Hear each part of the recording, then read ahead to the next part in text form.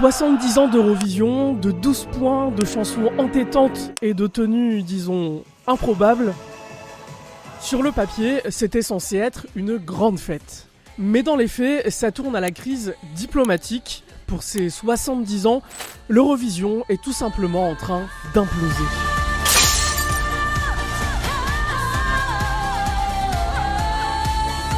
Du 12 au 16 mai prochain, le concours qui a rassemblé plus de 160 millions de téléspectateurs l'an passé doit poser ses valises à Vienne, en Autriche. Sauf qu'avant même la première note de musique, 5 pays ont déjà claqué la porte. L'Espagne, l'Irlande, les Pays-Bas, la Slovénie et l'Islande. C'est dans ce contexte que Monroe, une jeune chanteuse lyrique de 17 ans, représentera la France.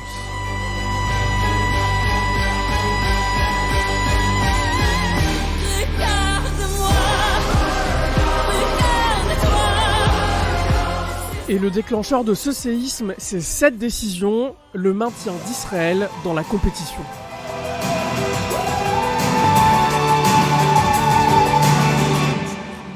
Petit retour en arrière. On est le 4 décembre 2025. L'Union européenne de radio-télédiffusion, l'UER, c'est l'organisation qui gère l'Eurovision, tient sa 95e assemblée générale à Genève. Malgré les demandes de la télévision publique espagnole et de 7 autres pays, aucun vote spécifique sur l'exclusion d'Israël n'a lieu.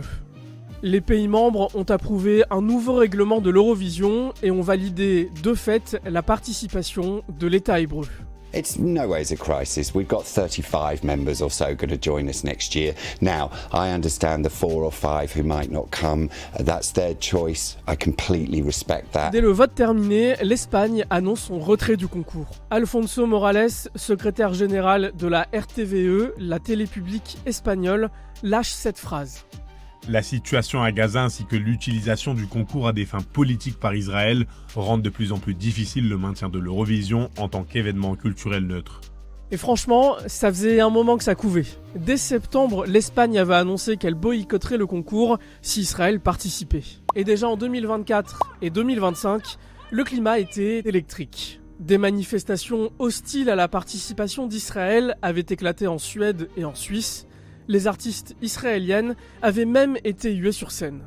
L'Eurovision se veut être un concours apolitique, mais on peut dire que depuis sa création, il y a toujours eu de la politique dans ce concours.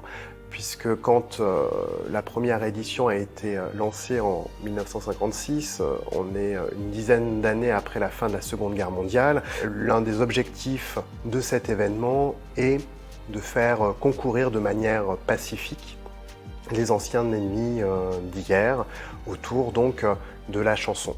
Et pour bien mesurer ce que ça représente, c'est la première fois que l'Espagne se retire du concours. Et l'Espagne, c'est pas n'importe qui. C'est l'un des Big Five, les 5 plus gros pays contributeurs financiers de l'Eurovision, avec le Royaume-Uni, l'Italie, l'Allemagne et la France. Le retrait de l'Espagne n'est pas une menace immédiate, une menace financière pour le concours Eurovision.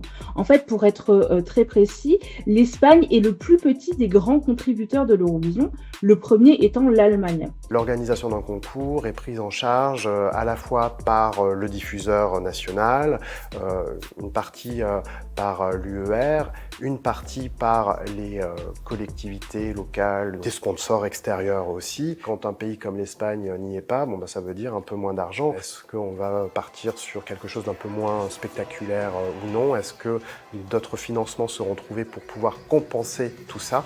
Cela reste à voir.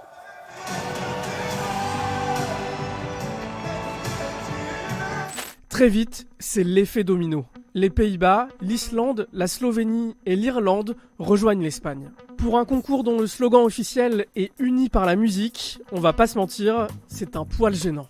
Et pour couronner le tout, Nemo, qui a gagné l'Eurovision 2024 pour la Suisse, a carrément rendu son trophée en signe de protestation.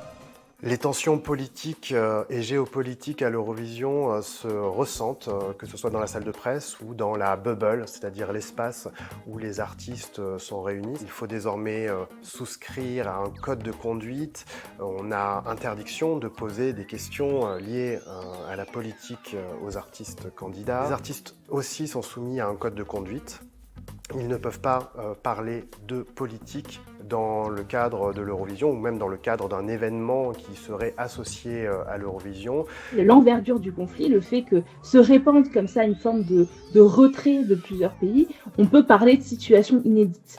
Maintenant, sur un concours aussi âgé, aussi vieux, c'est comme un peu un vieux continent, hein, l'Eurovision. Le phénix, sans doute, finira par renaître de ses cendres d'une manière ou d'une autre.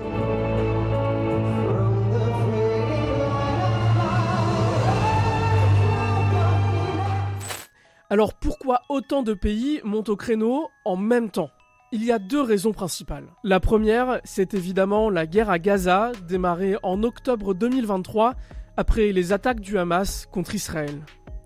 Pour plusieurs pays, il est moralement impensable de célébrer la musique dans ce contexte, même avec un cessez-le-feu fragile en place. Au moins 70 000 Palestiniens ont été tués à Gaza, selon le ministère de la Santé du Hamas, un chiffre jugé fiable par l'ONU.